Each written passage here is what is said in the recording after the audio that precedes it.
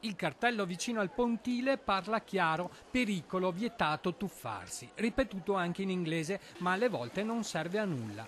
Capita che qualche turista lo ignori. Il fondale a lato dei pontili in realtà è molto basso e gli incidenti, spesso gravissimi con ragazzi rimasti paralizzati, sono frequenti.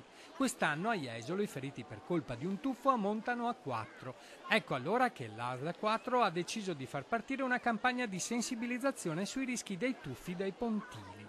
È importante far capire, in particolare ai più giovani, come certi comportamenti, magari fatti senza pensare, possono avere delle conseguenze che si pagano per il resto della vita. Questo fenomeno che interessa soprattutto giovani, giovanissimi soprattutto dei paesi dell'est che non conoscono il nostro mare. Tuffarsi da un pontile a quell'altezza là vuol dire rischiare la vita, vuol dire passare la vita in una carrozzina per il resto dei propri giorni. Sempre nell'ottica della prevenzione è andata in scena una dimostrazione sull'efficacia della rete di soccorsi sulla spiaggia e in mare in caso di emergenza. In spiaggia sono andate in scena 2 simulazioni: il soccorso ad una persona colpita da arresto cardiaco da parte del personale addetto al salvataggio di Jesolo Turismo, prontamente rianimata con utilizzo del defibrillatore e affidata alle cure del SUEM.